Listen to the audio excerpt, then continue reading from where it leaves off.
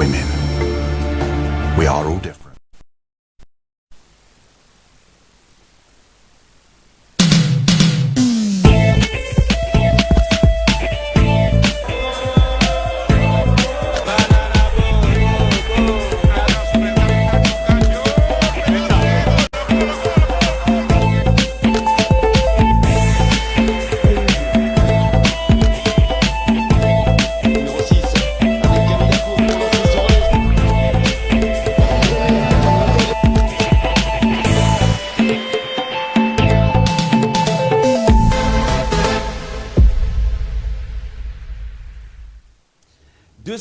Sport, oui, avec un petit retard, eh ben, on ne manque pas le rendez-vous pour le coup d'envoi des 90 minutes de match qui restent dans les annales et de la télé et du sport. Mesdames, Messieurs, bonsoir et bienvenue sur le plateau du studio 2 de Cam10 Télévision. Il faut dire que l'appétit vient en mangeant. Bientôt, vous aurez de grosses innovations, mais davantage, ce soir, la question qui sera forcément dans toutes les interrogations, dans toutes les mémoires, c'est où en sommes-nous avec la FECAFOOT Gate. En tout cas, on annonçait, on a annulé, on a réadapté. Finalement, l'Assemblée générale aura lieu demain. De toute façon, ce n'est pas une information très particulière, puisque derrière, il faut dire que c'est un épisode qui date de pas mal d'années. Ce soir, on va essayer d'apporter la lumière à nos milliers de téléspectateurs connectés à travers le monde. 237 sports, pas de sport majeur, de sport mineur, encore moins de sport réservé. Elle va se pencher aussi sur le dossier du volleyball, la clôture de la saison 2020-2021 avec le clap de fin haut la main relevé par Port Autonome de Douala. 9 ans après, qui cherche un nouveau sac, eh bien, le champion du Cameroun porte bien son nom. Une équipe partie de Douala avec une forte délégation qui vient d'amener le pion aux forces armées et police, FAP ou les Spartiates comme on les appelle, sont tombés aussi au championnat, comme c'était le cas il y a un mois pour la Coupe du Cameroun. Et avec un pouce levé pour la Fédération camerounaise de volleyball qui donne le ton et qui va préparer sa prochaine saison.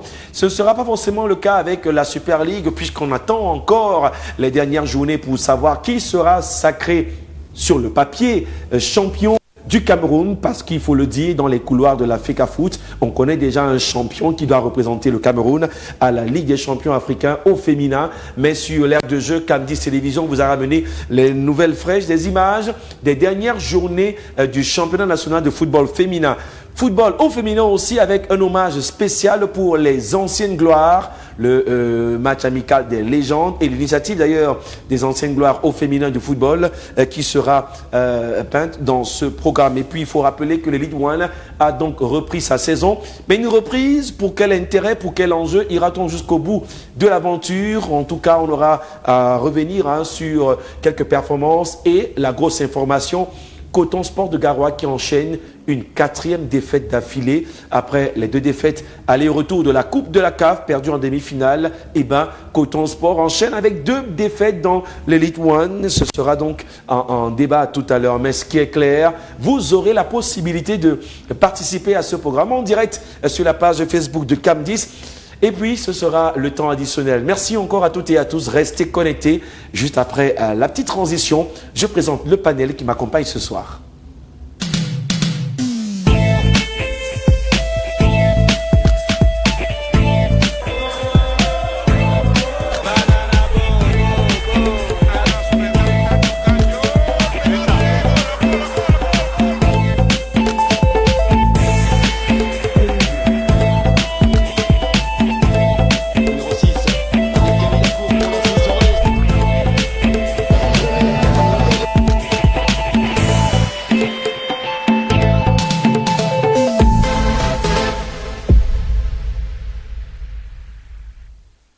Édition un peu particulière, hein, on va dire simplement que sur ce plateau, un collègue que vous retrouvez tous les jours dans la chronique sport sur Cam Matinal, c'est l'émission Réveil de Cam10 Télévision. David Zo, journaliste reporter d'Images, qui sur ce plateau aura le bonheur de revenir avec nous sur les finales de la Camtel Volleyball Championship. C'est sa première à 237 Sports. D'ailleurs, une porte ouverte à tous les frères et même confrères. Bonsoir David et bienvenue sur ce plateau. Bonsoir Aimé, bonsoir aux panélistes, bonsoir également aux millions de téléspectateurs de Cam10 Télévision. En tout cas, vous avez pas mal tourné le week-end dernier. Globetrotter pour Candice. On aura quelques bribes d'informations, mais baptême de feu aussi pour vous. Il sera là pour la première partie de ce programme. Avant de céder la place à nos autres consultants et experts qui ont l'habitude des questions de sport et de tous les sports, Achille Foumena, journaliste reporter, est sur ce plateau assez spécial. C'est aussi une première pour tous nos invités sur le plateau 2 de Candice Télévision. Bonsoir. Le studio 2, j'allais dire. Bonsoir Achille Foumena. Bonsoir Aimé, bonsoir à tous ceux qui ont encore pris le temps de regarder ce soir. C'est vrai qu'on a découvert un autre visage de la télé Candice avec ce nouveau studio. Une autre cartouche. Bon, voilà, une autre cartouche. On est là ce soir pour parler encore de sport. Le petit soulagement, c'est qu'entre-temps, le football d'élite a repris. Et bien, voilà, on est là comme d'habitude. L'élite One a repris, la série de la FECAFOOT Gate aussi. Est-ce que c'est lié? On saura davantage tout à l'heure. Et à vos côtés, le coach, le technicien d'ailleurs, ses paroles valent de l'or et un poids sérieux sur la question de football et du sport en général. Vice-champion d'Afrique avec les Lions indomptables. Oui, Joseph Ndoko, bonsoir et bienvenue sur ce plateau. Bonsoir tout le monde. C'est toujours une fierté de se retrouver dans ce genre de cadre. C'est nouveau. Je pense que on y reviendra de temps en temps. Aussi pour dire bonsoir à tous les Camerounais, tous ceux qui nous suivent de très loin, particulièrement en Italie. Tous ces amis-là qui sont déjà certainement déjà coachés. Pour les joueurs qu'ils ont eu à vivre ces derniers temps avec l'Italie.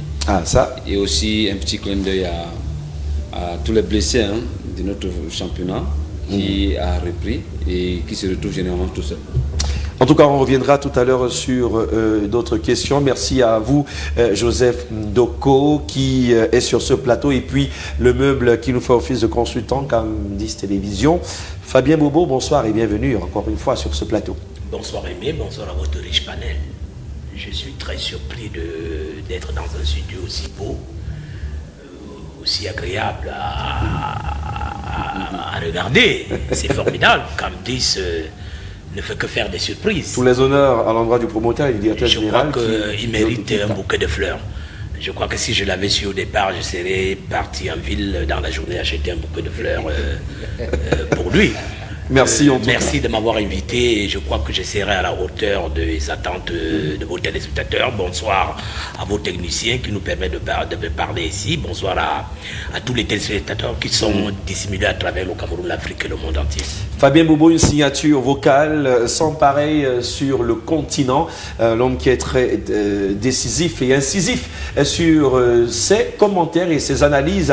Mesdames, Messieurs, le panel est donc présenté. On va ouvrir le bal ce soir, avant, n'est-ce pas, de rentrer dans le sujet qui va justifier la présence de David Zo ce soir. Parlons tout de même d'un sujet qui ne rentre pas dans le 237, mais qui peut influencer favorablement le football et le sport africain. On est au lendemain des coupes continentale de l'Amérique et de l'Euro. Et là, messieurs, grosse surprise en Europe. On parlait de l'Italie, ce n'est pas le fait du hasard. Coach, vous avez la première intervention. L'Italie, outsider, contre l'Angleterre, outsider. Deux équipes qui se retrouvent à une finale. Finalement, c'est à l'italienne que ça s'est soldé au tir au but pour un Euro qui a quand même déchaîné les passions au cœur des chaumières camerounaises. Je suis un peu très surpris lorsque pour ceux qui ont pensé que l'Italie était un outsider en tant que tel. Parce qu'il suffisait juste de regarder, enlever les matchs qu'ils ont joués pour comprendre qu'ils étaient dans une série d'investibilité. Oui. Et ils étaient pratiquement à 9 clean sheets. Donc ça voudrait effectivement dire que c'est une équipe qui s'est préparée. Depuis 3 ans, ils n'avaient pas encore perdu un seul match. Je ne saurais partager cet avis pour penser que l'Italie était un outsider. Mais juste que ça faisait moins de bruit et il y avait beaucoup de dégâts qui étaient au niveau de l'équipe nationale de France. Parce que individuellement, ils avaient une matière incroyable.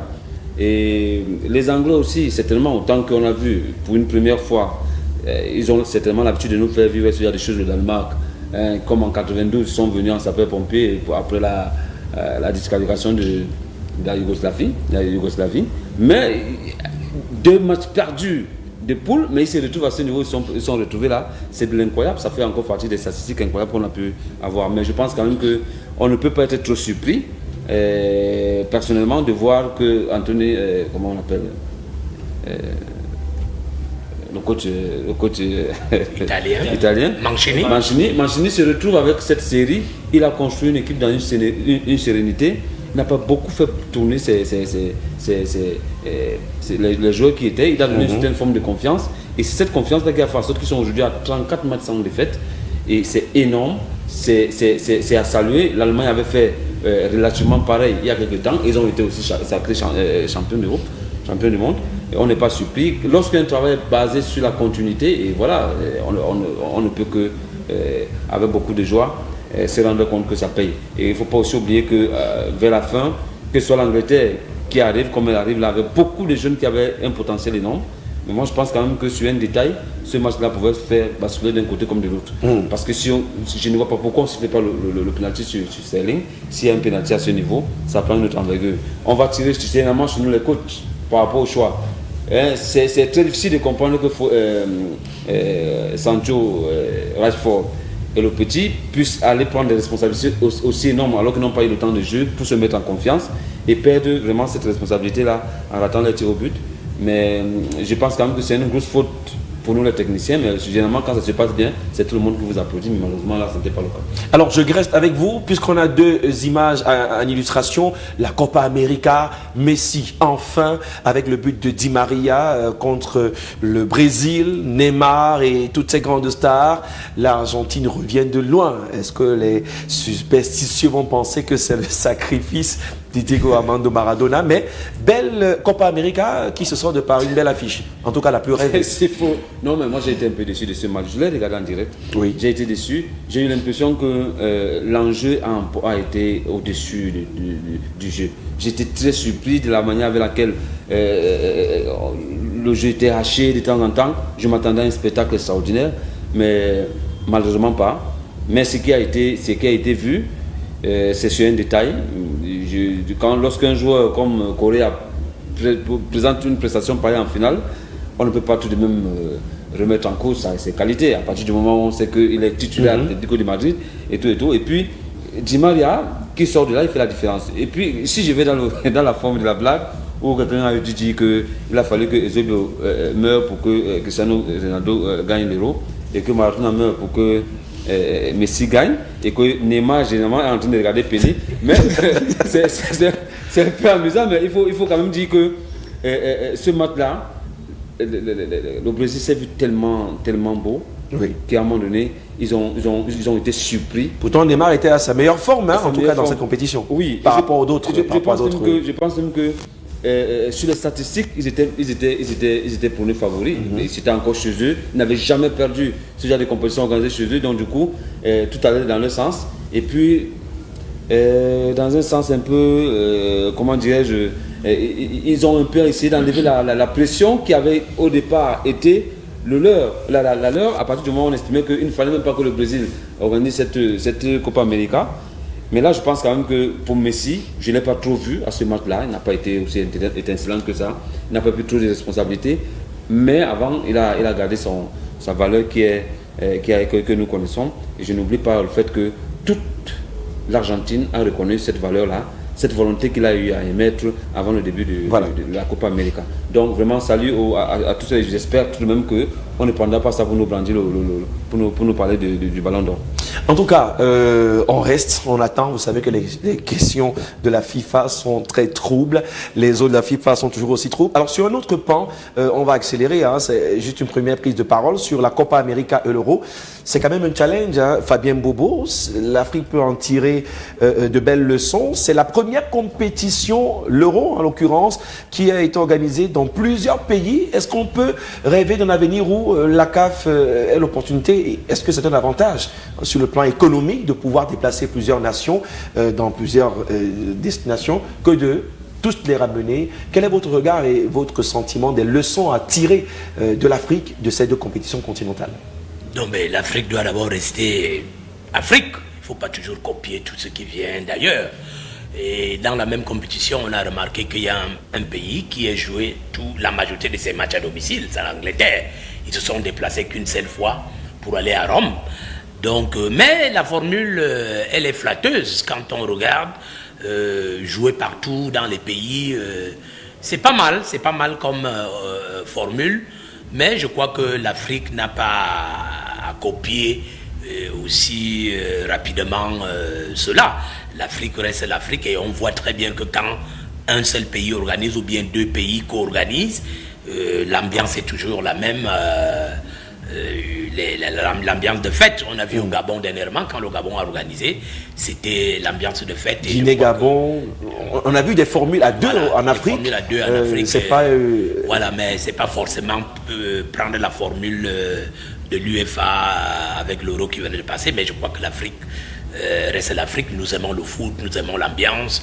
On a vu des compétitions en Afrique, par exemple la Coupe du Monde qui s'est tenue en Afrique du Sud en 2010, qui reste l'une, voire la meilleure Coupe du Monde en termes de rentabilité économique au niveau de la FIFA. Donc je crois que l'Afrique doit rester elle-même. Voilà. Alors, je vais préciser que oui, coach. sur le plan financier, ça demande énormément. Mais est-ce que nous avons la capacité de pouvoir le faire pour le moment? Je collabore en ce moment pour dire restons d'abord dans notre formule, voilà. Et certainement qu'on apprenne beaucoup plus, parce que même sur le plan marketing, ça traîne énormément des sous. Et est-ce qu'on les a? Voilà notre CAF qui est très interpellé par rapport à sa gestion que je nous aurais qualifiée. Donc du coup, c'est un peu très compliqué s'il fallait qu'on copie ce genre de choses. Alors, le temps que David Zo nous donne quelques chiffres à retenir, hein, et les dates, les exploits qui reviennent après sur les deux compétitions. Achille Foumena, le journaliste que vous êtes, était forcément très intéressé de voir deux compétitions où les leaders de ces équipes se sont démarqués, mais est-ce que finalement l'Euro a réussi à prendre le dessus sur le reste de l'actualité quand on sait que ailleurs il y avait aussi des challenges, des événements aussi importants? Non, il va de soi que l'Euro va prendre forcément le dessus sur le reste de l'actualité. Ce sont les Européens qui ont toute la batterie en termes de communication, en termes de... Donc c'est plus qu'évident. Maintenant, en Amérique du Sud, on peut forcer avec la qualité du jeu qui est à un certain moment aussi un tout petit peu un cran au-dessus de ce qui se vit en Europe. Je crois qu'il y a eu cette réussite. Le problème de l'Euro, moi, je le situe un peu dans le cadre extra-sportif parce que de la Coupe América, je vais dire. Parce qu'au départ, il y avait eu beaucoup d'incertitudes. La compétition se joue au Brésil, qui est le deuxième pays le plus touché par la Covid au monde. Et les biologistes avaient même estimé que au moment où la compétition débutait au Brésil, on était dans une situation encore beaucoup plus critique qu'au moment fort de la pandémie. Et je ne sais pas encore quel est le bilan des contaminations, quel est le bilan des décès, mais le point positif, c'est qu'on a pu disputer la compétition du début jusqu'à la fin. Sur le plan symbolique, c'est bien que l'Argentine est finalement gagné avec Lionel Messi, parce que quand même, quand on a autant donné en club, c'est une récompense pour lui d'avoir aussi gagné un titre en sélection. Maintenant, côté héros, je pense que c'était une formule ponctuelle. Ce sera difficile que la formule se répète, parce que je pense que c'était un souhait qui avait été émis depuis Michel Platini, parce que je crois qu'on a célébré le 20e anniversaire, c'était quelque chose comme ça. Donc il fallait maintenant qu'on tourne. La difficulté avec l'Afrique, c'est que pour que ça se passe, il faut une certaine harmonisation en termes de standing au niveau des infrastructures et tout ce qui entraîne comme logistique. Mais quand vous regardez un peu l'écart, il y a le Cameroun, il y a certains pays du Maghreb, il y a l'Afrique du Sud, le Nigeria dans une moindre mesure. Est-ce que les autres pays peuvent prendre le pas? Ce sera très compliqué en Afrique. Donc, Bobo et le coach l'ont dit, on reste africain. Parfois aussi, le danger, c'est de vouloir faire comme les autres alors qu'on n'a pas les moyens. Alors, David Zo, au chapitre des tops et des flops, on va dire que l'Angleterre, qui a créé le football, n'a pas encore remporté son Euro. En face, l'Italie remet ça quelques années, beaucoup d'années après. Qu'est-ce qu'il faut retenir de ces deux compétitions? Il faut retenir déjà, pour ce qui est de l'Euro, que ça faisait très longtemps que l'Italie n'avait pas remporté un seul titre continental. C'était d'ailleurs, le coach l'a dit tout à l'heure, c'est une très belle équipe d'Italie qui s'est construite depuis plusieurs années, qui a pas mal de matchs sans défaite et qui a un superbe gardien qui a fait plus de clean shot, qui n'a pas encaissé plus de 2 buts en une rencontre dans cette Coupe d'Europe. C'est d'abord une première leçon à retenir, parce que le coach a fait confiance à une équipe qu'il a construite lui-même depuis pas mal d'années. Et aussi, il faut retenir que l'Italie contrairement à ce que beaucoup pensaient que l'Italie était outsider dans cette compétition, pour ceux qui suivent le football comme nous autres, l'Italie n'était pas outsider pour moi, parce que l'Italie avait une belle préparation et l'Italie était partie sur une bonne période de matchs sans défaite. L'Italie était donc, pour moi, l'Italie était l'un des candidats justement au titre de cette Coupe d'Europe, contrairement à la France, au Portugal, à l'Allemagne, les grandes équipes qu'on voyait au départ de cette Coupe d'Europe. Et puis l'Angleterre, qui avait aussi une très bonne équipe, une très belle équipe, mais qui a pêché là où il ne fallait pas pêcher à la dernière minute, parce que les deux attaquants qu'on fait entrer en toute fin de match n'ont pas eu le temps de jeu, donc n'étaient pas vraiment chauds dans la compétition, et ils ont pris des responsabilités énormes, c'est vrai, mais en face, il y arrivé au tir au but. En face, il y avait un gardien qui n'a jamais perdu une séance de tir au but. Le gardien italien, il n'a jamais perdu une séance de tir au but. Il a déjà disputé 5 séances de tir au but et il les a toutes remportées. Donc, c'était un gardien qui avait le moral, qui avait le dessus sur les attaquants anglais.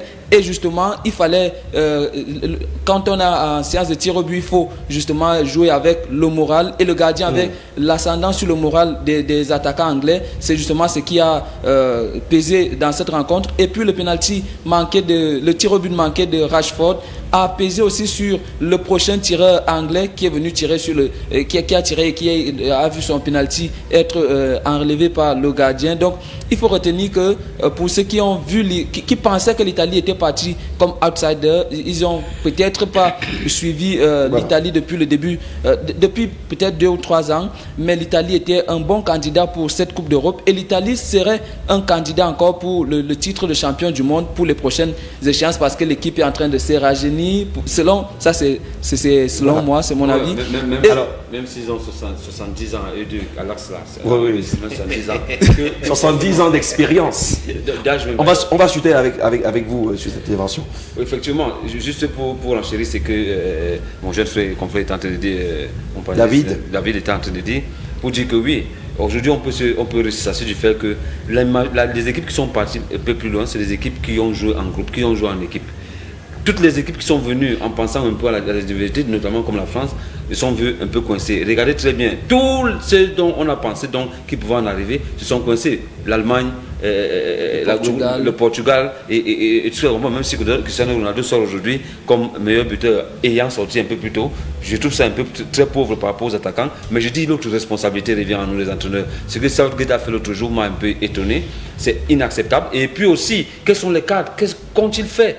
Lorsque vous vous retrouvez à ce niveau, les Sean, les Rickson, où étaient-ils à un moment donné pour envoyer des gamins de 22 ans, 21 ans, prendre toute une responsabilité comme celle-là? Ce n'est pas la rigolade. Voilà. On le sait très bien, ce n'est plus le talent en ce moment-là, c'est une valeur extrêmement mentale. Et là, vraiment, j'ai l'impression qu'on les a envoyés à l'assassinat. En tout cas, on avait...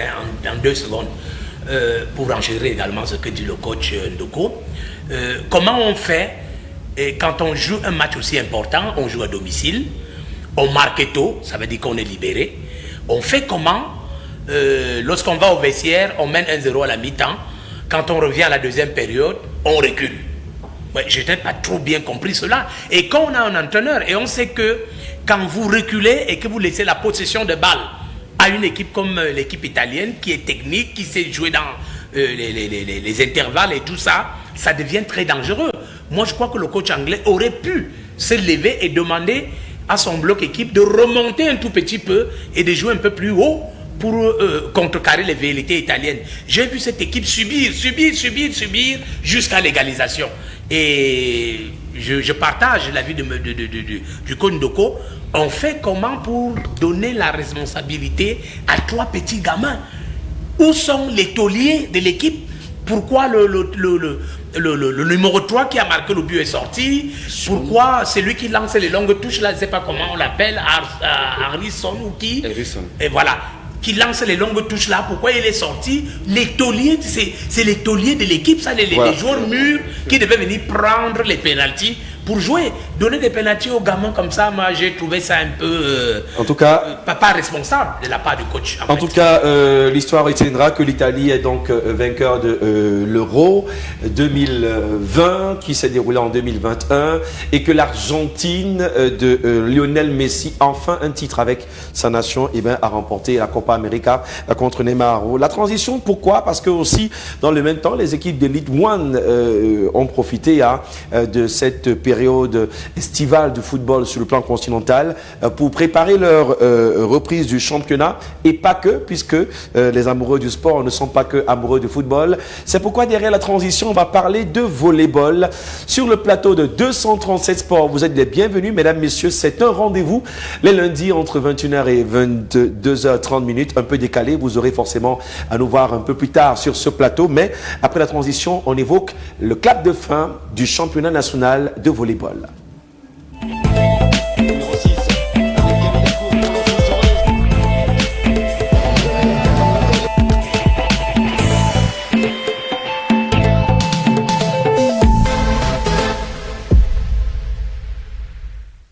Camtel Volleyball Championship 2021, c'était simplement une organisation qui a bluffé plus d'un, même les plus sceptiques qui ont fait le déplacement pour le gymnase de l'École nationale supérieure des travaux publics, ont compris que à chacun sa discipline, mais des sportifs et même des footballeurs qui étaient présents dans un gymnase qui s'est avéré plutôt trop étroit. David Zo, vous y étiez depuis l'entame de ce championnat, vous avez couvert le déroulé de la Coupe du Cameroun et puis qui a enchaîné avec le championnat national de volleyball. D'abord en dames, une finale qui était un remake de la Coupe du Cameroun.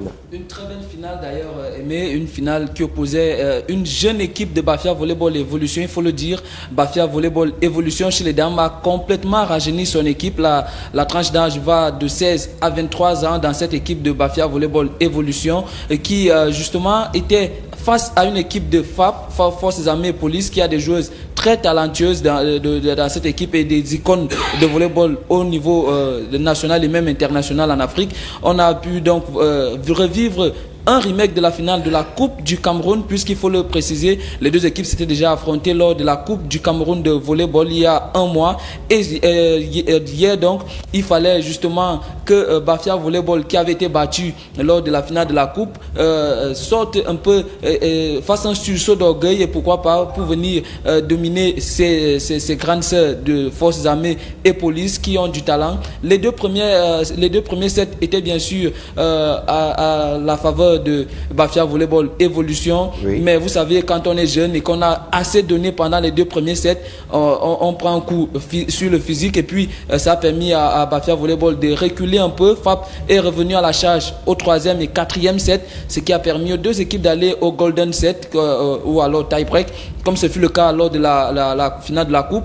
Et c'est Bafia Volleyball Evolution qui allait chercher très loin pour venir donc à bout de cette équipe de FAP. C'était une très belle finale et justement on se demandait encore pourquoi avoir choisi le gymnase de l'École nationale supérieure des travaux publics de Yaoundé pour abriter ces finales, parce qu'au finish le gymnase était trop étroit, trop de spectateurs dans le gymnase et à l'extérieur du gymnase pour vivre donc cette finale dames de volleyball qui s'est avérée un rendez-vous comme on a souvent l'habitude de voir lors des championnats de football et autres. Le volleyball également est entré dans les mœurs des Camerounais. C'est le cas d'ailleurs de saluer l'organisation qui, en 3 semaines, nous a fait vivre de très beaux moments de volleyball dans ce gymnase de l'École nationale supérieure des travaux publics de Yaoundé. Alors, vous y étiez, Achille Foumena, comme dans tous les grands rendez-vous. Il faut dire que la batterie organisationnelle et administrative de la Fédération camerounaise de volleyball, pilotée par le sœur Serge Abouem, aux côtés des annonceurs,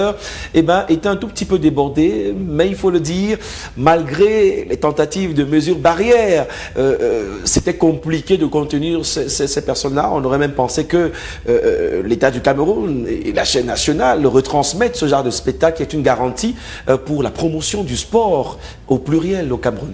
Non, depuis un peu plus de, je crois, 8 ans aujourd'hui, Je crois que le volleyball, après le football, est devenu la deuxième discipline qui attire les foules. Il y a eu au niveau féminin la qualification des dames aux Jeux Olympiques à Rio de Janeiro. Il y a eu les 2 titres de champion d'Afrique. Il y a eu les messieurs qui ont été vice-champions d'Afrique. Je pense que tout ça concourt à ce que le volleyball devienne véritablement un sport populaire. Et là, il y a quand même aussi qu'en termes de vulgarisation, il y a un gros travail qui est fait. Il y a un gros travail qui est fait par la fédération. On est en train d'étendre la pratique de la discipline presque dans toutes les zones du pays. Ça fait qu'aujourd'hui, quand on parle de volleyball, tout le monde s'y intéresse. Je crois qu'avec la disponibilité désormais du gymnase multisport de Fandena, la fédération camerounaise de volleyball pourrait partir du gymnase de l'école nationale de travaux publics. Il faut aussi souligner que à la base, on n'a véritablement pas construit cette infrastructure pour accueillir les compétitions d'élite. C'est juste pour les scolaires. Donc, je pense que ce sera un tout petit peu réglé. Maintenant, sur le terrain, c'était une belle revanche pour Bafia Volleyball Evolution. C'est des jeunes qui, pour la plupart, sont dans les équipes nationales des catégories des jeunes, des cadettes, juniors. Donc, réussir à gagner le titre de champion du Cameroun, je crois que c'était quelque chose d'exceptionnel. Vous avez pu mesurer la joie après la victoire. C'était pour la majorité leur premier sac. À côté, il y avait une équipe de FAP qui avait envie de faire le doublé après avoir gagné sa première Coupe du Cameroun en dames. C'était historique. Et moi, je vois que le FAP a été un tout petit peu en difficulté parce que FAP, c'est 2 ténors. Vous avez la petite Moussol et puis la doyenne Ngontame, qui à mon avis n'était véritablement pas dans ses grands souliers hier, et ça fait que ça a pu jouer sur le résultat d'ensemble. Maintenant chez les messieurs, c'est la grosse déception pour FAP. On va y arriver, chez les messieurs. Restons encore chez les dames. D'ailleurs, on va prendre quelques réactions au micro de David Zo qui était présent. L'élément a été produit presque en direct avec le journal de 20h de CAM10. La première finale dame qui est allée au-delà du temps habituel, c'est normal, au Golden Set. Les réactions cumulées et des championnes du Cameroun de Bafia Volleyball Evolution et puis de la leader, de l'emblème, la légende de FAP, Ngontame, qui s'exprime au micro de CAM10 Télévision. Très contente d'avoir pu gagner ce match. Il n'était pas facile, étant donné qu'elle était d'abord championne, elle avait une ascendance sur nous. Donc on a dû se battre jusqu'au dernier pour pouvoir battre cette fille. On fait juste corriger les erreurs qu'on a eu à faire pendant la Coupe du Cameroun et jouer notre jeu. On l'a fait les 2 premiers sets, mais après on a dû relâcher. Mais bon, par la grâce de Dieu et par les consignes, les respect des consignes, on a pu les vaincre. C'est vrai, le match n'a pas été facile, mais grâce à notre moral, à un certain moment, on a pu gagner le match. On a pu donner le meilleur de nous. On a donné tout ce qu'on avait parce que c'était le dernier match de la saison. Donc on a dit, allons, on se fait mal et on donne le meilleur de nous. Et voilà le résultat, ça a payé. On a gagné, on finit notre saison en beauté. Déjà, c'était pas, on n'avait pas mis en tête que non, on avait gagné. C'était pas parce que c'était un match qui était difficile. La dernière fois, on a perdu. Donc, on s'est mis dans la tête que ce match ne sera pas facile. Et c'est avec cet état d'esprit que nous sommes allés chercher le tie-break et on a donné le meilleur de nous. Aujourd'hui, c'était aussi une équipe prenable. Nous, c'était les fautes individuelles que nous avons commises à la fin du match. Je pense qu'on aurait pu le remporter. Mais bon, c'est un match, il faut un vainqueur et un vaincu. Hier, nous avons été les vainqueurs. Aujourd'hui, nous sommes les vaincus et on accepte comme ça. On peut retenir que FAP a gagné, est vainqueur de la Coupe du Cameroun, un trophée qui nous avait échappé et que nous n'avons pas su conserver notre titre de champion du Cameroun. Voilà. En tout cas, les réactions cumulées donc des 2 équipes juste après cette finale. Mais derrière, il y avait surtout une forte émulation, une euphorie sur la finale messieurs de volleyball. On va voir en image surtout la forte mobilisation du port autonome de Douala. L'équipe et l'entreprise qui s'est déplacée, c'était assez rare de voir tout un, comme on le dit communément, directeur général adjoint derrière le sieur Sirius, faire le déplacement. Pourquoi? Parce que le sport est peut-être un moyen qui fédère pas seulement les passions, les nations, mais aussi qui apporte un certain équilibre sur le plan professionnel.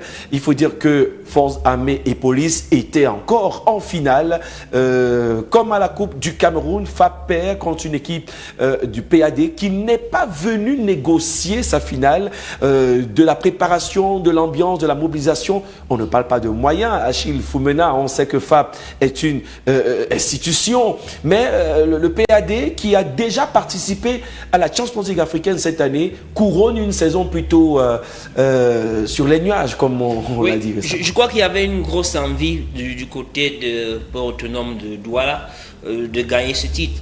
Après la déception de la compétition africaine où ils ont terminé en quart de finale, je crois bien. Déception, mais bon résultat quand même, hein, pour une équipe qui a improvisé. Dans tous les cas, oui. Et maintenant, avec l'élimination en demi-finale à la Coupe du Cameroun, il fallait maintenant essayer de tout faire pour remporter ce championnat et ne pas repartir les mains vides cette saison. Et moi, je suis d'ailleurs content pour cette équipe parce que sur le banc de touche, vous avez quelqu'un qui a suffisamment donné pour le volleyball camerounais. C'est l'ancien capitaine de l'équipe nationale, Jean-Patrice Ndaki. Si le volleyball avait eu la même popularité, le même standard, le même standing que le football, Jean-Patrice Ndaki, enfin il faut le dire, sportivement, il a la dimension de Samuel Eto'o parce que on l'a vu ici au Palais des Sports, on l'a vu partout, il a joué donc c'était plusieurs fois meilleur joueur africain. Et vous l'avez, si vous avez remarqué hier, il a passé tout le match debout. Il a passé tout le match debout, il vivait les émotions avec ses joueurs, il ne s'arrêtait pas de passer les consignes. Je crois qu'au bout du compte, c'est une bonne récompense pour l'équipe de Port Autonome de Douala qui avait également un autre qui pourrait être un monument du volleyball, Zonzon, qui a été un partenaire d'équipe de Jean-Patrice Ndaki qui est aujourd'hui son coach. Je pense que et son ami l'a fait rentrer pour les 10 dernières minutes. Je pense que c'est quelque chose de symboliquement fort. Les jeunes ont besoin d'être encadrés par ces aînés-là qui ont joué le haut niveau. Maintenant, pour nos amis de FAP, c'est un tout petit peu compliqué pour Abbas Maloum parce que là, c'est une saison blanche, deux finales, toutes perdues. C'est pas facile. Il se disait qu'après avoir perdu contre Cameroun Sport en finale de Coupe du Cameroun, ils allaient peut-être sauver la saison en remportant le championnat, mais cette fois encore ils ont trouvé plus fort qu'eux parce qu'on a véritablement vu une équipe de Port Autonome de Douala qui, même après avoir perdu le deuxième set, est revenu au troisième set avec beaucoup de confiance pour finalement remporter. Je pense qu'ils ont bien mérité cette victoire, et pour nos amis de FAP, ils vont repartir et se préparer pour la saison prochaine. On espère maintenant qu'avec l'expérience de la compétition africaine de l'année cette année, Port Autonome de Douala, pour l'année prochaine, pour un autre départ en Ligue des Champions, puisqu'ils repartiront justement représenter le Cameroun, dépasser un tout petit peu le cap des quarts de finale. Pourquoi pas atteindre la finale? Ce sera toujours bénéfique pour le Cameroun. En tout cas, chapeau à toute l'équipe. Vous voyez le fan club, hein, près d'une centaine partie de Douala, sans parler du public qui a choisi son camp parce que résolument les forces armées et police n'avaient pas, je le dis parce que c'était vrai, mais c'est de bonne guéguerre, n'avaient pas le soutien escompté. Et là, le triomphe de Patrick Ndaki porté par ses joueurs, et puis Lingok, lui qui est le DTN, l'âme de cette équipe, qui a été coach quand Ndaki gagnait le championnat. Aujourd'hui, il est encore là. Le top management qui était présent, Ongolo Djomo, Jean-Pierre des ressources humaines, Aranda Charles, Chinda Njio, Ekan Dembela Henri, Asaga Kono, Eyum, Ngor Ejuma Patrick, Chemago Bertin. Bref, toute l'équipe administrative a fait des placements. Coach Joseph Ndoko, vous avez une équipe pareille qui vient discuter une finale pareille, et la présence de toutes les sélections nationales dans le gymnase, toutes les classes des dames, les seniors étaient là, les doubles champions d'Afrique étaient là, les U20, garçons, filles. C'est quand même une grande fête à célébrer pour ce volleyball qui ne force pas que l'admiration, mais qui prouve sur le Taraflex. Ce qui est impressionnant, c'est que l'enceinte est très réduite, et ça fait que les personnes qui en sont identifiées, ils partagent pratiquement la même chaleur. Donc du coup, c'est différent du foot. Lorsqu'on a souvent l'habitude de voir des autres catégories inférieures venir regarder le match au stade Omnisport, ben, le stade est grand et puis en termes d'émotion, ça ne se partage pas en tant que tel. Mais autre chose que je retiens dans ce genre d'événements, c'est que venir jouer devant toutes ces catégories, c'est une grosse responsabilité. Que ces joueurs, je ne cesserai jamais de le dire, j'ai vu Ndaki jouer avec l'époque de Tony Massa qui aujourd'hui en Allemagne est en train de devenir très grand entraîneur de ce côté-là, les Mbadi et Zonzon dont on parlait. Quand Zonzon est rentré, voilà. Il y a une acclamation du public, à dire tout le monde a reconnu. Je pense que c'est salutaire ce genre d'événement, mais je dis comment ce monsieur parvient à vraiment à organiser de telles choses avec plein d'enseignements, et c'est à féliciter. Et il y a aussi le fait que pour Autonome, je souhaiterais que d'autres entreprises ou alors d'autres mécènes, d'autres sponsors essaient aussi de faire comme Port, c'est-à-dire que accompagner le volet qui n'est pas le sport, qui n'est pas le foot que tout le monde connaît au Cameroun comme la discipline la plus aimée des Camerounais, mais qui accompagne pratiquement son équipe avec toutes les personnalités qui sont déplacées. J'ai dit c'est salutaire, c'est à tricher. Voilà les choses que, honnêtement, à notre niveau, on devrait copier pour essayer de faire ça à notre niveau. Moi, je pense quand même que, comme a dit Foumena tout à l'heure, il faut qu'on déplace certainement ce genre de imaginez-vous que ça s'est passé au Palais de Sport, mais ça pouvait encore être quelque chose de très, très, très fort. Port vient aujourd'hui, s'est bien préparé, a eu 9 années. Je pense que c'est 9 années de disette. Donc je pense que c'était une forte préparation. On ne peut pas être surpris aujourd'hui qu'ils viennent tout ramasser. Et je les ai vus, tous les trophées qui étaient là, ils ont tout ramassé. Et ça félicite. Ça veut dire que les prochaines éditions, on peut compter sur eux. Ils ont presque tout ramassé. Avant de prendre la réaction de Fabien Bobo et peut-être un dernier commentaire de David Zo, on va écouter quelques réactions des champions du Cameroun, en passant même par les ressources humaines, parce qu'il faut dire que le sport en entreprise est très délicat. Ce n'est pas les mêmes exigences que pour les clubs privés ou alors de communauté. Et c'est au micro de Candice Télévision qui était encore présent pour cette belle fête du volleyball. C'était le clap de fin du championnat messieurs. On écoute. Nous sommes très heureux parce que ce n'était pas un match facile, ce n'était pas un match gagné d'avance. Mais nous avons su nous relever, nous avons su mettre le mieux de nous-mêmes pour gagner cette victoire. Bon, c'est la discipline et l'engagement qu'on s'est donné à fond. On s'est préparé à être discipliné et on s'est engagé à fond. Faire face à une grande équipe comme FAP, c'est d'abord le mental. Et vraiment, on a vraiment montré son mental aujourd'hui. Ben, j'ai failli couler une larme parce que lorsque j'ai gagné le championnat, c'était M. Lingot qui était coach. Et maintenant, on gagne encore un championnat ensemble. C'est une fierté. Je rends grâce à Dieu pour ça. Je remercie le Seigneur pour ça. Parce que c'est vraiment une grâce. C'est comme si je gagne le championnat avec mon père. C'est un père pour moi. En réalité, ce mouvement que vous voyez aujourd'hui, c'est tout le mouvement sportif qui est mis en branle. Donc, avec l'avènement au sein de la DRH d'une structure qui s'appelle le Service des affaires récréatives et des loisirs, qui a donc mis en place un comité de sport qui a des sections sportives. Et l'une des sections, c'est la section de volleyball, il y a une section de football. Donc chaque section manage ses activités. Et c'est pourquoi nous avons dû donc participer, comme vous l'avez dit tout à l'heure, à la Coupe d'Afrique des clubs champions. Nous sommes classés 6e. Et aujourd'hui, nous jouons la finale du championnat du volleyball du Cameroun, du championnat de volleyball du Cameroun. Ce sont les ressources humaines qui, au quotidien, donnent de leur énergie pour qu'on puisse réaliser les activités qui créent de la valeur au sein du port autonome de Douala. Vous voyez, très essoufflé. Écoutez, nous sommes partis de Douala. Nous avons promis au directeur général que nous allons ramener le trophée. Je suis un homme comblé. Il m'a demandé de conduire les troupes et je lui ramène le trophée à Douala. Je suis un homme heureux et comblé. Voilà. Oh ouais, oh ouais, oh ouais, oh ouais. Oh ouais, oh ouais.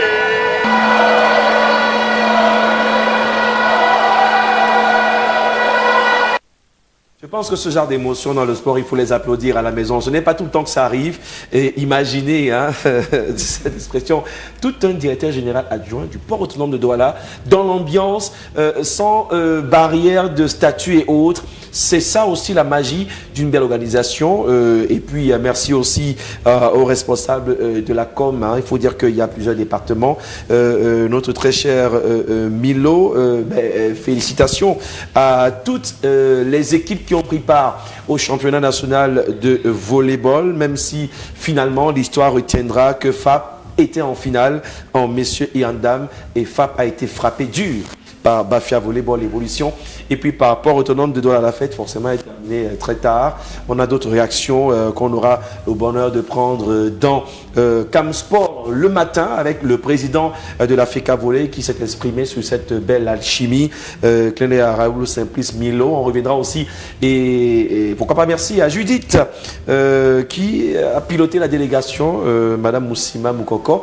Et nous, derrière, la transition nous amène vers d'autres cieux. Ce sera le football avec les femmes d'abord et la compétition baptisée Guinness Super League ou le championnat national de football au féminin. On a pu vivre hier, dimanche, un top match de la 17e journée en retard en tout cas. Et les Mekok Mengonda avec l'affection d'Achille Foumena sur ce plateau qui accompagne aussi pour ses services de communicateur le Pakoum, club légendaire du Cameroun. On va voir les images du résumé Awa contre Canon, fille de Yaoundé. Awa Football Club qui essaie de garder la petite unité de différence sur le leader actuel du championnat féminin, et c'est dire toute l'émulation que crée le football au féminin au Cameroun depuis pas mal de temps déjà. À l'annexe 1 du stade Omnisport de Yaoundé, on a pu voir une belle affiche avec deux périodes, une période pour Awa, une période pour les Verts des Mekok Mengonda, malheureusement maladroite, même après avoir tout tenté, des tirs sur la barre. Mais Awa qui reste présente, et même si elle a déjà été mise à l'écart pour la compétition de la Ligue des Champions, déjà choisie par la FECA Foot, on en a parlé avec le président sur ce plateau, il restait quand même l'honneur de justifier une belle saison. Louvre Miprof a toujours un point de différence, et le but de Ngoboum, Georgette, qui a surpris tout le monde, mais derrière une belle résistance de Canon Fille, Achille qui n'a pas démérité. Ce canon-là peut encore sauver sa saison, je crois, demain avec un match couperet. Non, Canon va sauver sa saison, c'est une certitude. Depuis la fin de la phase aller, on a dû revoir nos ambitions à la baisse, et on a compris que nous ne pouvions plus jouer que tout au moins la 7e place, c'est-à-dire nous maintenir, et c'est le pari que nous allons essayer de tenir. Il y a que, je l'avais déjà dit ici, c'est une équipe très jeune, et très souvent les joueuses ont péché de naïveté. Je pense que ça s'est encore remarqué sur le match d'hier. C'est vrai qu'à un moment, ça s'est mêlé de malchance avec des ballons sur le montant et la barre transversale. Il faudrait également comprendre que Canon est arrivé hier un tout petit peu diminué avec l'absence de la meilleure buteuse, Raïssa Nanga, qui a déjà inscrit 8 buts, avait un problème à la cheville du retour du stade avec la sélection U20, avec également Béni Mifoumou qui est la tour de contrôle au milieu de terrain qui était suspendue après avoir cumulé 3 cartons jaunes. C'est-à-dire c'était 2 grosses absences qui ont pesé pour Canon. Bon, c'est vrai que notre objectif n'était pas forcément d'aller battre Awa, mais on est allé pour jouer. On a eu notre chance, mais malheureusement on n'a pas pu la saisir. Voilà. Donc le plus important c'est le match de mercredi plutôt, parce que c'est pas demain, c'est mercredi. On jouera contre Renaissance Athlétique de Guidère. Il nous reste après le match contre SF Diamaré, et on va sortir avec l'équipe de FC Ebolova. Nous espérons faire 9 sur 9 et terminer 7e. Alors on garde ces images qui était d'ailleurs une très belle rencontre. En tout cas, il était présent dans les gradins, le coach Joseph Ndoko, pour apprécier et les joueuses en sélection, mais pas que, puisque les anciennes gloires du football féminin étaient présentes. Le DG de Guinness, le sponsor, était présent. Il n'arrive pas tout le temps à voir les matchs. Il est venu assister à ce top match. Je ne parle pas du reste du stade de la LLFC. Coach, je crois qu'à ce niveau, même si l'enjeu n'y est plus trop en termes de on gagne pourquoi, il y a quand même que le jeu est une nette amélioration par rapport à ce qu'on avait avant la reprise du championnat élite, j'allais dire, Super League. Non, effectivement, lorsque vous parlez quelque chose qui a progressé, effectivement. On parlerait forcément d'abord de Canon ici. J'ai vu Canon jouer contre, en première journée, je crois que c'était contre Caïman, si je ne me trompe pas. Ben, je suis resté un peu déçu, mais au fur et à mesure, je me rends compte que cette équipe est en train de se réveiller et je suppose certainement qu'il y a un travail de fond qui est fait. Mais nous, les techniciens, on a un regard qui est différent. Bon, c'est vrai qu'il y a l'absence de Nanga, comme c'est une petite qui est très violente, très audacieuse, avec un talent extrêmement important, mais il y a eu le sérieux problème qu'il y a, c'était Dorcas, la centrafricaine, voilà, centrafricaine, qui honnêtement, on n'avait pas besoin de la regarder 3 fois pour savoir qu'elle était nettement diminuée par une blessure au genou. Elle ne parvenait pas à accélérer. Or, Canon voulait procéder par les contres. Vous ne pouvez pas procéder par les contres quand vous n'avez pas les vitesses. Même Béni qui joue aujourd'hui au milieu de terrain, moi je l'ai utilisé, j'ai convoqué Béni à mon époque, je suis dans le côté. Donc elle a une vitesse qui peut faire en sorte qu'en ce moment elle pouvait utiliser cette forme de jeu. Mais l'autre chose, c'est que moi j'ai l'impression qu'elles sont parties en sachant qu'elles ne vont pas gagner. Vous m'avez dit tout à l'heure. Moi ça m'étonne un peu. Parce qu'il suffit, le plus c'est les détails.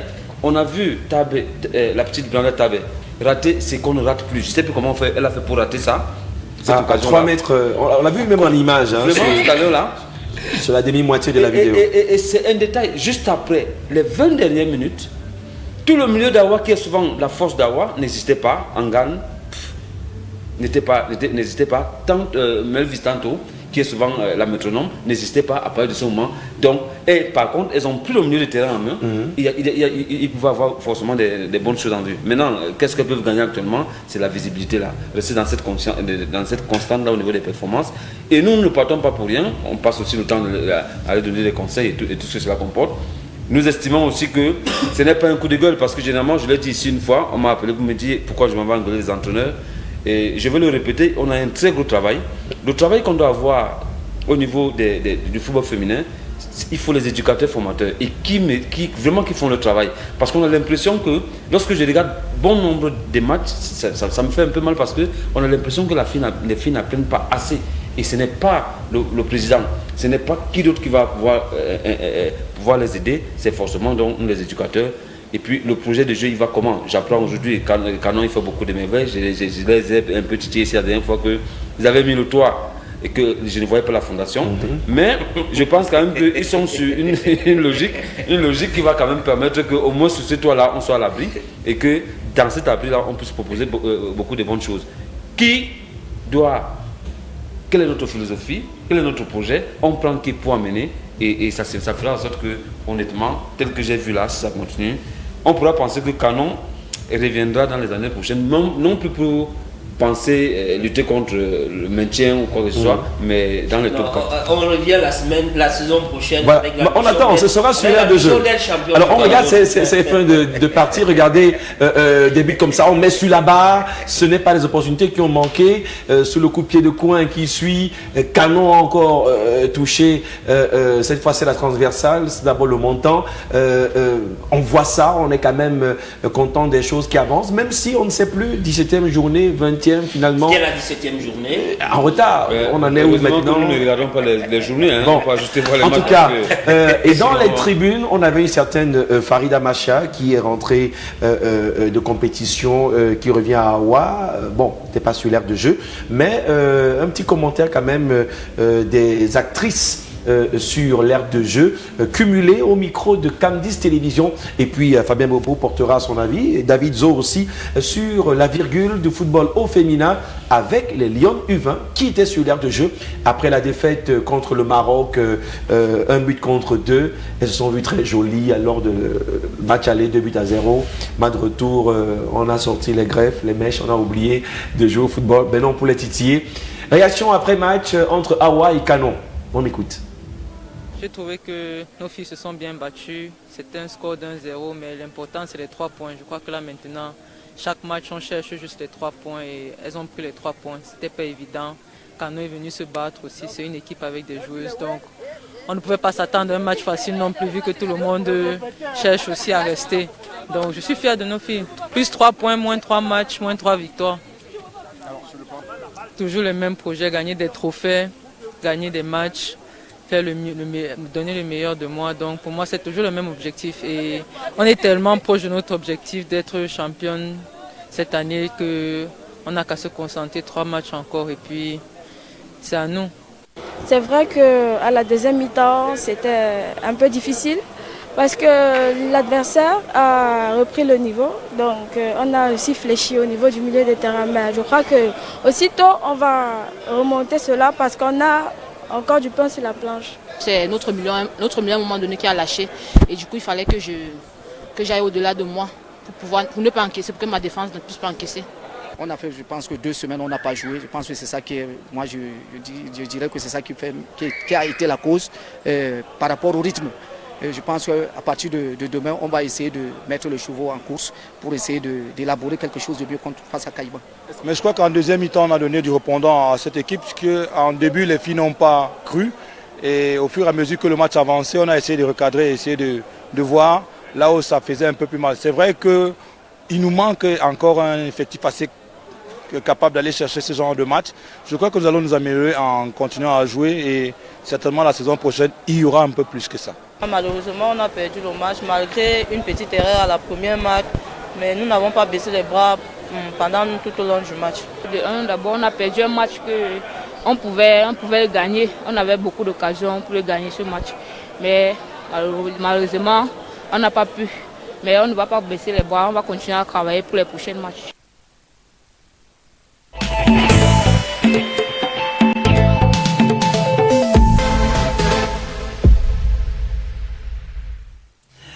Voilà, Guinée Super League, ça évolue. On jouera du côté de Mbankomo, David Zo, je pense bien, les prochaines journées.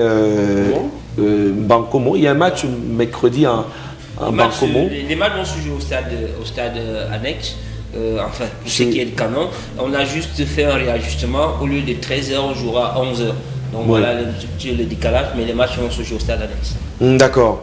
Allez, Fabien Bobo, on a écouté nos joueuses. La plupart sont en sélection. C'est vrai que l'enjeu est mort. Le jeu reste peut-être pour les honneurs, puisque la LLFC avait déjà décidé avec la FECA Foot qui représentera le Cameroun. Et dans cet état d'esprit, les filles gardent quand même le moral et donner du plaisir aux spectateurs, quelques spectateurs qui étaient présents dans les gradins. Je croyais que j'étais l'oublié de ce plateau. Du tout. Et une grosse question qui... Déjà, on parlait du volet, c'est comme si j'avais voyagé. Mais je crois que ça arrive aussi sur un plateau, il faut l'accepter. Non, mais je crois que je souscris ce que dit le coach Ndoko. Notre football féminin a un problème de formation à la base. Quand je regarde les filles jouer, j'ai comme l'impression que sur le plan de la souplesse corporelle, il y a beaucoup de filles qui ont des problèmes à faire un contrôle de balle, une conduite de balle. C'est compliqué. Donc il faut retravailler cela à la base. Quand il a fait allusion aux éducateurs, aux formateurs éducateurs, je voulais dire les entraîneurs éducateurs, c'est comme si on s'était concerté avant. Quand on regarde nos filles jouer dans plusieurs équipes, c'est plus la volonté qu'un travail de base qu'on vient exprimer à l'élite. Voyez-vous, quand vous regardez que ce soit du côté d'Awa, que ce soit du côté du Canon, vraiment s'il faut parler de football, il y a beaucoup qu'on peut éliminer parce que sur le plan de la souplesse, sur le plan de la technique, c'est compliqué. Parfois ça dégage comme si c'était un match de quartier. Donc il faut former les filles à la base. Puisque c'est la première consigne. Voilà, il faut former les filles à la base. Et le fait de dire aux filles qu'il faut gagner, je crois que c'est une très mauvaise chose parce que, il faut le dire, le football féminin est encore en promotion. Alors, quand quelque chose est en promotion, il faut plutôt travailler sur les bases techniques, les bases tactiques, pour permettre aux filles de pouvoir progresser. Parce que regardez, aujourd'hui, lorsqu'on regarde nos équipes du championnat, qui va remplacer Abou Diongene, qui va remplacer Chutajara, qui va remplacer les Feijou qui sont déjà en fin de carrière au milieu du terrain et tout ça. C'est compliqué. C'est difficile de voir vraiment une fille qui a des qualités techniques, qui a des qualités athlétiques, qui a des qualités tactiques qui peut te prendre un ballon, elle crochette, elle donne, elle appelle, et ainsi de suite. C'est compliqué. Donc, il faut qu'on revoie la formule. Il faut travailler à la base. Et pour travailler à la base, il faut prendre les filles tôt. À un âge raisonnable, je crois, à partir de 8, 9, 10 ans, travailler avec les filles. Parce qu'une fille qui travaille pendant 3 ans, quand elle aura 13 ans ou 14 ans, elle aurait fini sa formation à la base. Et on verra très bien que sur le plan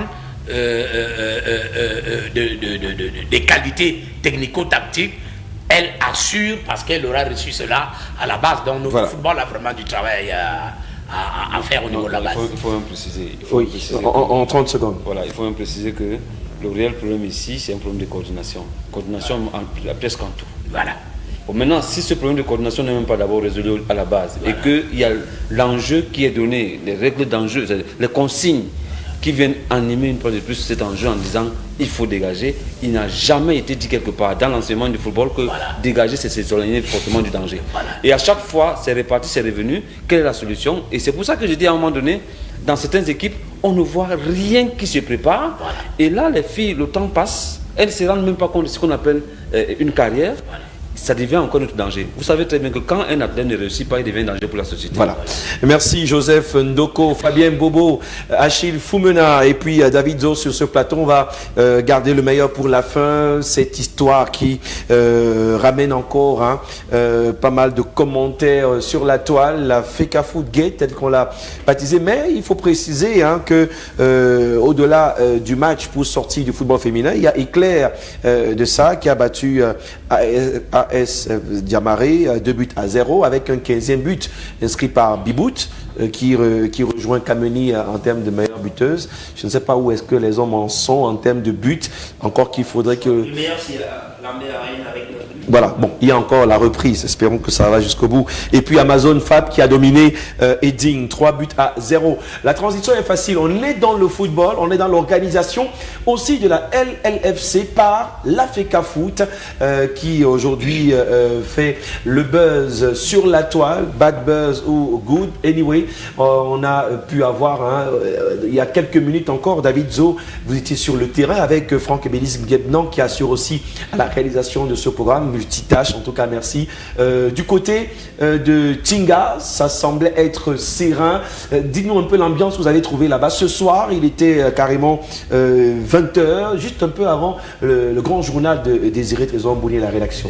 Il faut dire, Aimé, que moi, je n'ai pas été surpris de voir ce que j'ai lu sur les réseaux sociaux depuis ce matin. On annule une assemblée générale extraordinaire. Après, on revient sur sa décision. Nous sommes allés du côté de la préfecture, de la sous-préfecture de Yaoundé 2e pour voir un peu avec le sous-préfet qu'est-ce qui ne va pas, pourquoi est-ce qu'on a annulé et pourquoi on est revenu sur la décision. Le sous-préfet a préféré ne pas répondre à Il a botté en touche. Il nous a botté en touche. Il nous a d'abord fait patienter pendant au moins une trentaine de minutes avant de nous dire écoutez, je ne peux pas vous répondre parce que ce sont des... Et après, vous êtes allé des décisions à la FECA qui viennent, Foot. Il a dit que ce sont des décisions qui viennent de très haut, donc je ne peux pas vous répondre maintenant. On se voit demain à l'Assemblée Générale. On est allé donc du côté de la FECA Foot. Il y a les images qu'on peut voir de la FECA Foot. À la FECA Foot, on a trouvé justement le personnel de la fédération qui était bien en plein travail, en préparation justement de cette Assemblée Générale. Le président est même arrivé sur les lieux aux environs de 19h30 pour effectuer quelques 2-3 petites tâches avant bien sûr de s'éclipser avec son comité restreint pour mieux préparer cette Assemblée Générale extraordinaire. Et on a interrogé des gens du côté de la fédération, justement par Fessi qui est le responsable de la communication de ce côté. Il a répondu à 2 ou 3 questions, mais à la question qui fâche, il a dit: petit frère, je ne peux pas répondre à cette question maintenant. Attendons que l'Assemblée Générale passe et puis on verra si je pourrais répondre à cette question. Parce que, soit il dit, il ne peut pas répondre parce qu'il n'est pas la FIFA qui a décidé que la FECA Foot tienne son Assemblée Générale. Ça, c'est selon Parfait Siki. Il ne peut plus rien dire après que la FIFA après que la FIFA se soit prononcée. Donc, selon lui, la FECAFOOT doit tenir son assemblée générale demain. Alors faisons plus simple, on va l'écouter, hein, même si on apprécie les images, c'est nos amis hein, de la FECAFOOT. La FECAFOOT appartient au Camerounais, c'est une institution. Le président, lui, qui partait, c'est les images toutes fraîches. Franck Ebélis Gemnan derrière la caméra. Prenons d'abord le propos du CELCOM qui se limite à nous rappeler ce qu'on savait déjà, mais au micro de Cam10 et puis les réactions sur ce plateau en remontant à la genèse des communiqués et du tennis de table hein, qui a posé ses valises à la FECAFOOT. La FECAFOOT tiendra son assemblée générale extraordinaire. Il n'a jamais été question qu'elle ne le fasse pas. Nous avons introduit les formalités nécessaires pour la tenue de cette AG la semaine dernière et on avait reçu un récépissé. Nous avons juste été surpris que ce matin, le récépissé qui nous avait été délivré soit rapporté par l'autorité administrative. Donc, mais toutes les assurances aujourd'hui sont réunies pour qu'on puisse tenir notre AG. Vous tenez encore d'où qu'elle est interdite. Il n'y a pas de. Vous n'avez pas vu le récépissé qui a été délivré par le sous-préfet. Il n'y a pas d'interdiction de l'AG. À un moment, effectivement, le sous-préfet a rapporté le récépissé qu'il a délivré à la FECAFOOT, mais il s'est rectifié en fin d'après-midi. Donc, il n'y a pas de souci, tout est revenu à la normale. L'AG du 13 juillet aura bel et bien lieu le 13 juillet à l'hôtel Montfébé. Voilà donc, merci au grand frère parfait Siki. On revient sur ce plateau. Alors, résolument, les communiqués, vous les avez vus. D'abord, on remonte à celui du ministre des Sports et de l'Éducation physique, qu'on va apprécier peut-être en image pour comprendre un peu ce jeu de ping-pong. On est habitué un tout petit peu. C'est vrai que c'est des questions d'ailleurs qui animent les débats, qui n'en finissent pas depuis 2012 et puis 2013 avec le comité de normalisation. Alors, le ministre des Sports rappelle, non, commençons par la décision du TAS, parce qu'on va bien voir dans le dossier, n'est-ce pas, de la FECAFOOT Gate, le TAS qui, le 15 janvier, Fabien Bobo, on s'en souvient comme si c'était hier, alors qu'on préparait le coup d'envoi du CHAN, le TAS a débouté le président, vice-président, jusqu'aux délégations départementales, le comité exécutif et tout ce que ça courait. C'est pas nous qui le disons, les motifs sont assez clairs pour nos téléspectateurs, qui c'est juste un rappel. Et au ministre des Sports, vendredi dernier, de rappeler cette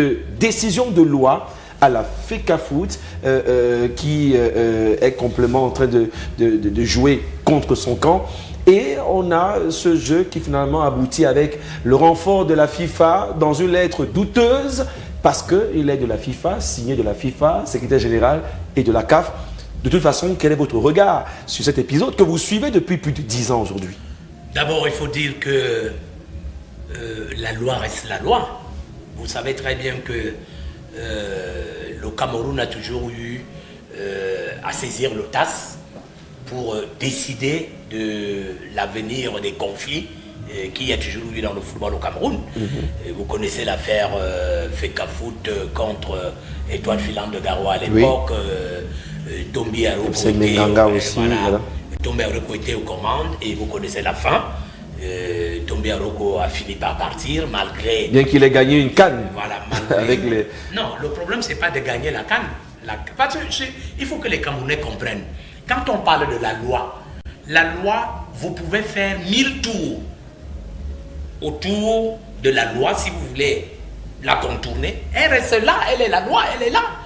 Donc Tombi Aroko, malgré donc ces micmacs, a fini par partir. Vous avez vu des réunions de la FIFA à Conakry, partout, par là. Mais ils ont compris que il fallait faire partie parce que l'élection de Tombi avait été annulée par la CCA au Cameroun et le TAS avait confirmé cela.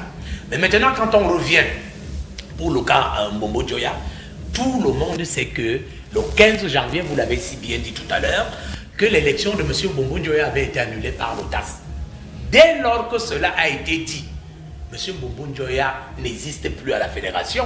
Sur le plan juridique, il n'existe plus. S'il est à la fédération, c'est la volonté politique des autorités camerounaises.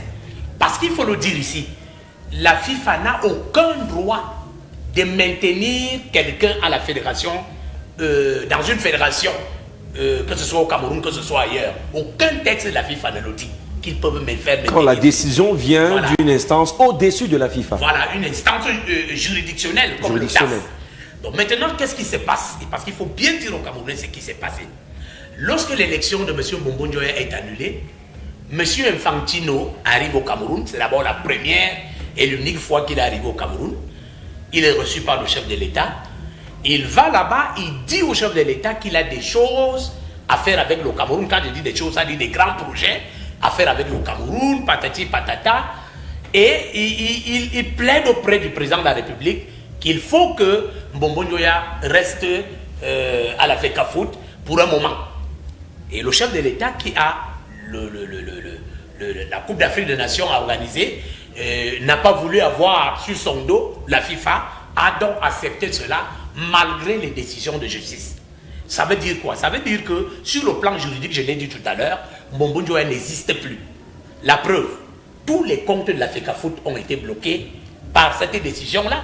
Et parlant de compte, juste pour mettre un peu dans le moulin, récemment encore, le ministère des Sports qui est un peu comme la mère de la FECAFOOT pendant que la FIFA joue le père. Le ministère volait au secours de la FECAFOOT en finançant l'autre partie des fonds pour les clubs relancer le championnat. Mais aujourd'hui, la FECAFOOT a bien son bouclier qui est la FIFA. La FIFA ne se gêne pas de garder la main, bien que... Non, je continue à vous dire que si la FIFA fait toute la gesticulation que vous regardez aujourd'hui, c'est parce que la plus haute autorité du Cameroun a voulu que ça se passe comme ça. Une question simple, Fabien Mobo. On est en direct, on n'a pas beaucoup de temps. La FECAFOOT devrait donc obéir à qui? À la FIFA, sa tutelle, ou au ministère des Sports? Non, la FIFA n'est pas la tutelle de la FECAFOOT. C'est une incongruité. La tutelle de la FECAFOOT, c'est le ministère... Sur le plan fêtière? Non, je vous explique. La tutelle de la FECAFOOT, c'est le ministère des Sports, point.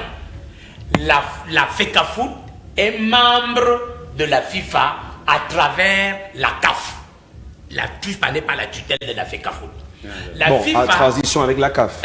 Oui, la FIFA peut venir dans une fédération, mettre une, comment on appelle là, un comité de normalisation. Oui, ça c'est autorisé. Les textes le prévoient. Et le comité de normalisation est mis en place en collaboration avec les autorités du pays. Vous avez vu le comité de normalisation de WONA. Joseph, à l'époque, il y a eu des membres que le gouvernement a nommés dans ce comité de normalisation et les membres que la FIFA a nommés. Mais au jour d'aujourd'hui, certains membres de la FIFA, parce qu'il faut le dire, surtout le Congolais Moussengo, est entré en concubinage incestueuse avec la FECAFOOT. Ils ont commencé à faire des micmacs. Au jour d'aujourd'hui, tout le monde le sait, la FIFA a dit à la FECAFOOT que l'assemblée qui est valable à la FECAFOOT, donc l'assemblée légitime, c'est l'assemblée de 2009. La FIFA l'a dit. J'ai des documents qui peuvent le prouver. Et la FECAFOOT, sachant que l'assemblée de 2009 n'est pas avec eux, ils ont choisi de contourner cette assemblée qui est légitime, parce qu'il faut le dire ici que lorsque la FIFA suspend, ou alors lorsque l'OTAS suspend l'exécutif d'une fédération, la seule, comment dirais-je, le seul pouvoir qui reste à une fédération, c'est son assemblée. Parce que l'assemblée ne parle jamais, c'est le comité exécutif qui est souvent débarqué. Parce que l'assemblée est la plus haute instance d'une fédération. Voilà. Et c'est elle qui vote les textes lorsqu'il y a une élection en cours. Donc la FIFA, ni l'OTAS, ne peuvent pas sanctionner l'Assemblée générale d'une fédération. Elle est légitime, ses décisions sont souveraines. Voilà, on va chuter pour relancer la question, Fabien Mobo. Voilà, pour donc chuter, je chute donc aujourd'hui, je dis, quand je regarde ce qui se passe, c'est comme on dit au quartier, les gens courent dans le sac. Le comité exécutif, ou bien l'assemblée qui aura lieu demain, c'est l'assemblée de quoi? De qui? De 2009, l'assemblée de quelle période? Donc, nous sommes là dans un imbroglio qui va toujours plonger la Fédération camerounaise de football dans le gouffre. Et ici, j'attire l'attention des instances du pouvoir au Cameroun, ceux qui nous gouvernent, le danger que court le football camerounais au moment où nous allons, c'est que cette FECAFOOT aujourd'hui, qui organise les assemblées demain ou après-demain, ça dépend d'eux, les décisions de ces assemblées ne seront pas légitimes. Parce que sur le plan de droit, il n'existe pas. Et si la FECAFOOT actuelle engage l'équipe nationale du Cameroun dans une compétition africaine, elle court, la sélection camerounaise court le risque de perdre tous ses matchs face à ses adversaires. Parce que dès que le Lion de l'Octave va gagner un match contre la Côte d'Ivoire, je prends un exemple, la Côte d'Ivoire, sachant que l'élection de M. Mbonjo a été annulée par l'OTAS, ils vont saisir l'OTAS pour dire que ces gens ne sont pas légitimes d'engager l'équipe nationale du Cameroun. Et voilà le risque que nous allons donc perdre nos matchs. Et j'attire l'attention de nos autorités d'arrêter la danse bafia qu'on est en train de faire là. Un pas devant, deux pas derrière. Voilà. C'est un folklore qui n'a pas de sens. Dans Zimbabwe. Alors, la question est bien compliquée. Achille Foumena, elle est même déconcertante. À la fin, remettre toujours sa question. Mais là, on veut interpeller les instances du pouvoir de la République du Cameroun. Mais on a vu tout un ministre des Sports être pris à contre-pied par le président de la FECAFOOT. Le ministre donne fait une sortie. De l'autre côté, on insiste avec le communiqué pour la tenue de l'Assemblée générale. Le sous-préfet, qui est une représentation ô combien importante de cette localité, monte au créneau. Et le même jour, il a retranché, finalement, est-ce qu'on va dire que la question a dépassé le gouvernement, qui a peur de pousser le bouchon loin pour qu'on n'évoque pas la question d'ingérence gouvernementale encore une fois? Non, vous savez, je suis camerounais. Et il y a des choses qui révoltent à la limite. C'est une question, vous me voyez mal à l'aise parce que, à la limite, j'ai l'impression... pas seul, même le sous-préfet était mal à l'aise ce soir. La République, parce que les journalistes sont la République est dans la rigole. Voilà. Permettez-moi de le dire. Le sous-préfet, le pauvre, il n'avait qu'une chose, bien faire son travail. Et pour les pressions, on l'amène à poser un acte. Vous avez l'idée d'où sort le... Non, les pressions arrivent. Ça ne date la pas contre-signature. Ça ne date pas d'aujourd'hui. C'est un administrateur. C'est pas aujourd'hui qu'il a commencé à travailler. Ça veut dire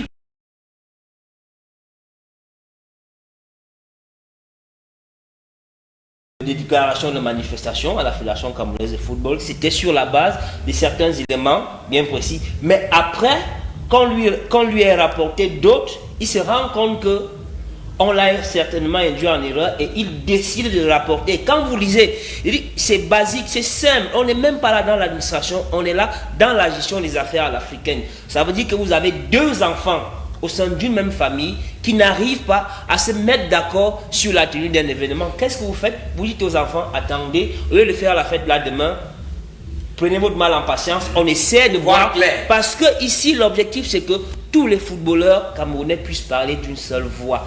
Tant que nous n'arriverons pas à ce niveau, nous n'irons nulle part. Nous voyons ce conflit aujourd'hui, il date de 2013. Nous sommes en 2021, ça fait combien d'années? Il date de 2013.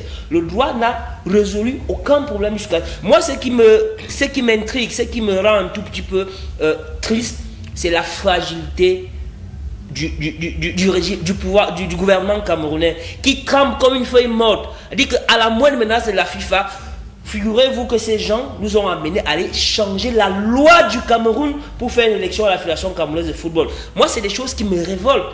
À un moment, on a l'impression... Est-ce que la CAN n'est pas une épée Damoclès? Non, je dis, et même au Cocor, pour le gouvernement, je dis encore que c'est justement sur cette base-là, sur cet élément-là, qu'on se sert pour nous faire du chantage. Le Cameroun peut s'en passer de la CAN depuis 1972. Non, écoutez. Depuis 1972, il n'y a pas eu de Coupe d'Afrique des Nations au Cameroun. Les Camerounais sont décimés. Le Cameroun a cessé d'exister. Est-ce que la CAN est une... Le Cameroun a cessé d'exister. Mais non, arrêtez.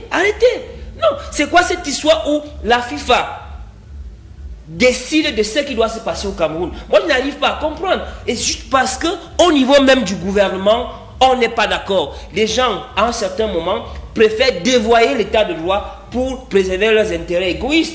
Le sous-préfet, il est tout malheureux. Il n'a fait que son travail, mais des pressions sont arrivées.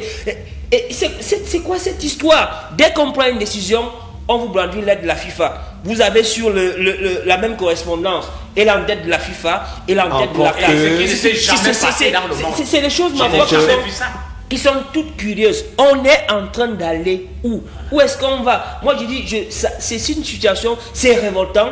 Et moi, quand je vois certains Camerounais se complaire de ce que la FIFA a menacé de suspendre le Cameroun et on a amené l'autorité administrative à changer de position, je dis, est-ce qu'on est Camerounais? Est-ce que nous aimons notre pays? On a honte. C'est des choses qui font que quand le Cameroun joue contre le Rwanda, les Rwandais se permettent de dire que les Camerounais ont triché sur les résultats Covid de leurs joueurs. Parce qu'on comprend que nous-mêmes, on n'est plus rien. C'est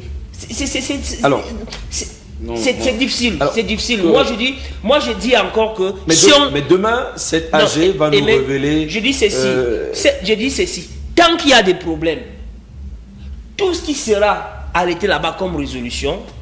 On ira toujours aux tasses et les décisions de justice vont tomber. Moi, je dis c'est le moment ou jamais pour que le gouvernement camerounais prenne les choses en main. Ça veut dire quoi? Tant que les footballeurs ne parlent pas d'une même voix, pas d'élection à la Fédération camerounaise de football. Parce que c'est le même scénario que nous vivons depuis 2013 et tout cela concourt à quoi? À tuer notre football et à ternir l'image du Cameroun. Moi, deux secondes avant de passer la parole au Kondjoko. Non, il faut dire ici que le gouvernement est divisé. Il y a un groupe qui supporte la FECAFOOT et il y a un groupe qui veut faire le travail. Ça va de soi. Parce que la logique veut que lorsque dans une association, les membres ne s'entendent pas, la logique voudrait qu'on pose une seule question. Que disent vos textes? Et dès que les textes parlent, on dit à tel ou tel, tu as tort, c'est tel qui a raison. C'est aussi simple que ça. Mais parce qu'il y a beaucoup d'intérêt dans le football. Je tiens à rappeler ça ici. Nos autorités politiques ont compris qu'il y a beaucoup d'argent dans le foot. Et ils ont pris goût par cet argent parce qu'ils le reçoivent sans une décharge. Et il faut révéler ici que beaucoup de nos autorités qui nous gouvernent aujourd'hui, les études de leurs enfants sont payées en Europe par la FECAFOOT. Ah oui, il faut le révéler aujourd'hui. Donc, ces gens ne peuvent pas accepter que ceux qui ont de la personnalité, qui ne peuvent pas fonctionner comme ça, viennent à la FECAFOOT. Voilà. Ils acceptent que les imposteurs viennent là et regardez comment le gouvernement est en discorde. On va revenir sur la question. On revient sur la question, Fabien. Le ministre de Sport, non, il faut chuter, il faut rappeler ça au Camerounais. Le ministre de Sport dit de sursoir tout le processus.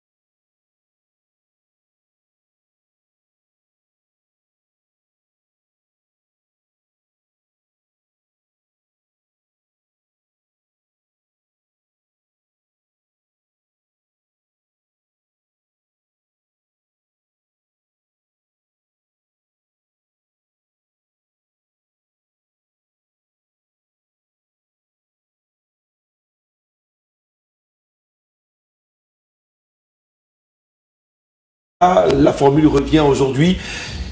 On s'achemine forcément vers un championnat qui n'aura pas sa fin telle que les choses avancent. Même s'il aurait la fin, est-ce qu'il est légitime? On va y arriver. Les questions, je les pose encore, Fabien, s'il vous plaît. Merci. Non, coach, je pense que... c'est compliqué, mais il faut se pencher sur la question. C'est du football dont on parle. Vous savez très bien que pour que les joueurs descendent au terrain, il faut qu'administrativement tout soit très prêt. C'est-à-dire que descendre au terrain, c'est la dernière étape en fait. Et quand vous signez, vous décidez d'adhérer à la FIFA, d'adhérer à la CAF, l'une des devoirs que vous devez signer et accepter, c'est que l'un des devoirs, c'est que toutes les décisions qui viennent du TAS, vous devez les accepter. Moi, je vous dis, chaque fois, on se plaint. Dans tous les plateaux, des fois, ça chante un peu ces histoires, mais on commence à leur donner plus d'énergie pour rien. Parce que qu'est-ce qu'on enseigne à nos enfants, nos grands-mères ou bien nos parents qui s'asseyent pour nous écouter? S'il faille revenir dans un ping-pong régulier, finalement, on ne retient rien. Il faut que tout le monde sache, ok, je m'en vais m'affilier à la CAF, à la FIFA, voici ce qu'on me demande de faire. Dans ce qu'on me demande de faire, je dois obéir aux tests du TAS. Mais quand donc c'est les appliquer, et quand ça arrive et que vous ne le faites pas, honnêtement, est-ce qu'un enfant a encore besoin qu'il y ait un juriste qui soit venu, ou je ne sais pas, Jésus qui vienne nous aider? Non, je ne pense pas. Mais maintenant, l'impact au niveau de la finition du championnat, hein, parce qu'on parlait sur le plan technique, mais pour vous dire que, honnêtement, ça devient très compliqué, parce que ces gamins, j'ai parlé aujourd'hui à mon introduction en disant que, vraiment, un clin d'œil à tous ceux qui sont blessés, et qui sont blessés à eux-mêmes. J'espère que tout le monde a compris ça. Ça veut dire ce que ça voulait dire. Mais je vous dis que, tel que c'est parti, quand on regarde le calendrier et la date, c'est très compliqué. L'autre, il a joué quand là samedi, c'était Avion. Avion joue demain. Avion joue demain. Ils ont joué ici. Dans quel contexte ils vont repartir pour jouer demain? Ça devient 3 matchs en 8 jours. Allez vous demander combien est-ce qu'on parvient à entretenir ces joueurs. Ça devient un problème. Et puis, qui finalement donc en caisse, c'est nous les parents à la maison qui avons ces enfants-là. Lorsqu'ils rentrent, ils sont blessés. Le président du club, il déclare tout le temps qu'il a trop fait. Les gens à la maison, il y a tellement d'argent, on n'a plus l'argent. Mais qu'est-ce qu'en est-il pour les gamins? Ok, peut-être qu'on a aussi trouvé un représentant au niveau des compétitions africaines, comme dans le football féminin. C'est ce qui devra en principe se passer. On ne serait pas dans les délais pour le championnat. Si tel est le cas, il faut qu'on laisse vraiment les gamins, on laisse se reposer. C'était fini. On a jusqu'à la fin du mois de juillet pour trouver le représentant, les deux représentants. Ok, je suis content de l'entendre. Techniquement, c'est pas possible. C'est pas possible. C'est ce que je voulais réaliser. C'est impossible. On ne sait pas jouer les deux compétitions. Seydou Momodoria est quand même l'un des vice-présidents de la CAF. Il a eu les faveurs de ses amis. Je crois qu'au début, le délai pour les engagements des clubs, c'était le 30 juin. Le 30 juin, mais on a donné un sursis au Cameroun et d'autres fédérations parce que c'était pas seul le Cameroun qui était dans cette situation. Mais sauf que nous avons une compétition qui se joue à 2 niveaux. Il y a ce qu'on peut appeler saison régulière ici avec les 2 groupes et maintenant il y a les playoffs. Sauf que il se murmure qu'on court vers un changement de formule, parce que là on ne parle plus de playoff, on parle déjà de barrage. Mais sauf que là, comment vous faites pour modifier le règlement d'une compétition en cours? Ça pose problème. Alors qu'il a maintenant été habitué. Alors tout ça rentre dans les soubresauts de... Acceptons-le, la FECAFOOT a fait une programmation qui n'a pas de marge, c'est-à-dire c'est limite. Pour que ça donne, il faudrait que tous les matchs se jouent tels que programmés.